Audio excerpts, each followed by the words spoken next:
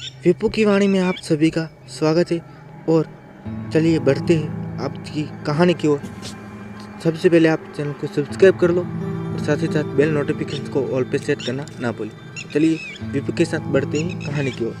दोस्तों मैं उत्तर प्रदेश के गोरखपुर का रहने वाला हूँ। वैसे मेरे पड़ोसी की एक शादी थी। वैसे मैं इतनी जल्दी शादियों में नहीं जाता हूँ, लेकिन मेरे पापा की तबीयत खराब होने की वजह से मेरे पापा ने कहा तुम ही शादी में चले जाओ। फिर क्या, मैं भी राज़ी हो गया, लेकिन मुझे ऐसा मन नहीं हो रहा था कि मैं शादी में जाऊं। लेकिन पापा की तबीयत खराब थी और शादी वालों ने मुझे अच्छे से मनाया और कहा कि तुम्हें आना ही पड़ेगा। तो उसकी वजह से मैं वहाँ पर चला गया। लेकिन मुझे अच्छी तरह से याद है कि शनिवार को हमारी बारात एक छोटे से गांव में जाने वाली थी। और मुझे गांव, वैसे शहर में रहता हूँ लेकिन गांव बहुत ही पसंद है, क्योंकि एक बार मैं मेरी मौसी के घर गया था।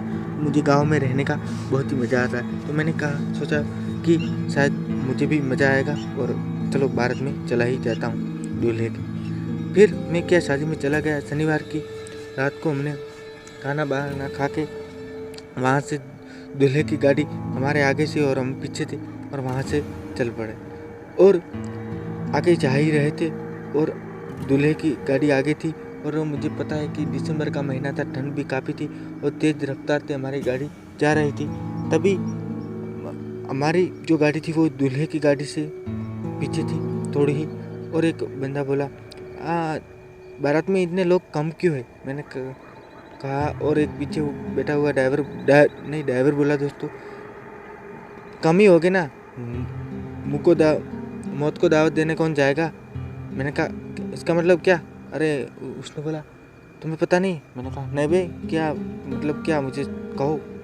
फिर ड्राइवर बोला, अरे तुम्हें उस रास्ते का पता नहीं, उस रास्ते से जो गुजरता है रात को वो कभी जिंदा लौट कर नहीं आता। और आज तक जो भी उस रास्ते से गुजरे वो आज तक कभी भी जिंदा लौट कर नहीं आए। मैंने कहा ऐसा तो वो रास्ते पे क्या है? कुछ साल पहले, वो पीछे हुए बंदा बैठा है, उसने बोला कि कुछ साल पहले वहाँ पर कुछ लोगों की बलि दी गई थी अंधविश्वास में, और तभी से वहाँ पर कोई गुजरता है तो उसकी मौत हो जाती है और वहाँ पर वो आत्माएं वो मार देती।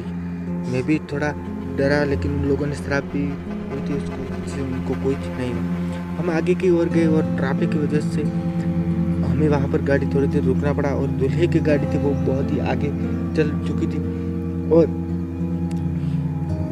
एक बंदा बोला, अरे तो चलो ना शॉर्टकट से ले लेते, वहाँ से जल्दी पहुँच जाएंगे, वरना ट्रैफिक है और आगे तो एक और भी ट्रैफिक आ जाएगा। तो फिर तो हम जब दूल्हा पहन जाएगा तभी हम तो पहुँचेंगे, शादी भी हो जाएगी। और मैं ड्राइवर बोला, अरे नहीं मैं वहाँ पर नहीं आऊँगा, वहाँ पर गए तो हम शादी में तो क्या पूरी जिंदगी हमारी खराब हो जाएगी, हम मर जाएंगे, वहाँ से क्या है क्या? उसने बोला नहीं यार कुछ नहीं है, ये सब वहम है, वहाँ पर कुछ नहीं होता है, और चलो वहाँ पर ही चलते। और मैंने भी कहा नहीं भाई, हमें मौत के मुँह में नहीं जाना है, हम यहाँ से जाएंगे भले ही थोड़ा ही देर हो। लेकिन वो शायद वो मेरे पीछे बैठा था, वो शायद दूल्हे के कोई करीब का रिश्तेदार था, उसकी वजह से ड्राइवर को भी उसकी बात माननी पड़ी।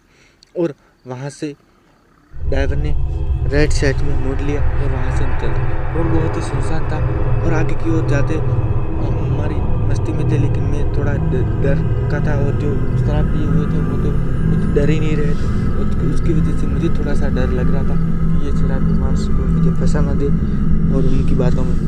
तो फिर मैं डर के मामले का शीशे बंद कर दिया। ड्राइवर ने कहा कि शीशे बंद करो, वो भी कह रहे थे। और अचानक से जोर का झटका लगा ब्रेक का, और अचानक से ब्रेक लगा और पीछे बैठा हुआ आदमी बोला, अरे ड्राइवर इतने जोर से क्यों मारा है ब्रेक? भी लग जाता ना। ड्राइवर बोला, अरे मैंने नहीं मारी है ब्रेक, ये तो अपने आप लगी। मैंने कहा क्या? मेरा डर बहुत हुआ था। और उसने कहा, अरे पीछे बैठा था, उसने कहा भाई तुम अच्छे से ड्राइवर गाड़ी चलाओ। लेकिन मेरे अंदर वो बात उठ रही थी कि अचानक से ब्रेक लगने का क्या वजह हो सकती। आगे की ओर जाने से जब हम जा रहे थे तभी पता नहीं गाड़ी की रफ्तार धीमी होगी और गाड़ी एक सड़क पे थोड़ी दूर जाके रुक गई। मैंने कहा क्या हुआ भाई? मैंने कहा भाई शायद गाड़ी खराब हो गई, इंजन खराब हो चुका है और उसकी वजह से कोई मेरे साथ इंजन चेक करते। एक बंदा उतरा और उसके साथ इंजन चेक करने लगा। वो उस दोनों बातें कर रहे थे, वो पहले तो मैं सुनाई दे रही थी, लेकिन देर बाद कुछ भी सुनाई नहीं दे रहा था। इसकी वजह से मैंने मेरे पीछे बैठे हुए इंसान को कहा, बंदे को कहा, अरे भाई चलो उतर के देखते हैं, उन लोगों की आवाज़ क्यों नहीं आ रही, शायद कुछ गड़बड़ है।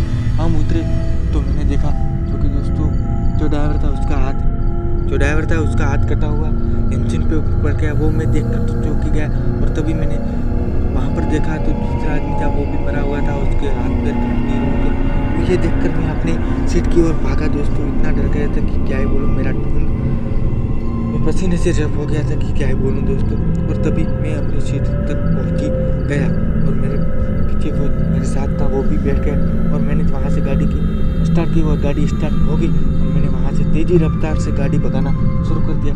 लेकिन आगे की ओर जाना जब जा ही रहा था, मैंने अपने पीछे आगे लगे हुए शीशे से पीछे देखा तो वो जो इंसान मेरे साथ बैठा था वो वहीं पर गायब हो गया था।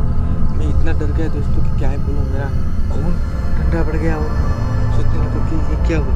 और तभी मैं वहाँ से आगे देखा तो मुझे लगा कि अभी कुछ ही समय में ये रोड जो है वो पूरा हो जाएगा और वहाँ पर बच जाऊँगा। देखिए दोस्तों, वहाँ पर भी कहाँ मेरी किस्मत इतनी बुरी थी कि क्या ही बोलूँ। तभी अचानक से मैंने फिर पीछे मैंने शीशे में देखा तो वो जो आदमी कुछ ही समय पहले मरा था वो फिर से वहाँ पर सीट पे आके बैठ गया और मैंने इतना डर गया दोस्तों, क्या है बोलूँ, जीप निकल गई जैसे और मैं वहाँ से तेज़ी से भागने लगा, मतलब गाड़ी को भगाने लगा।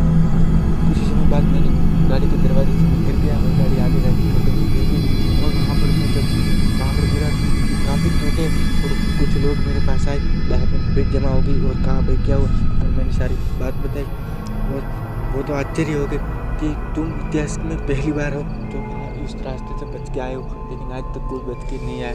तुम्हारी किस्मत अच्छी कि तुम बच गए। तब से मैं कभी किसी भी शादी में नहीं जाता।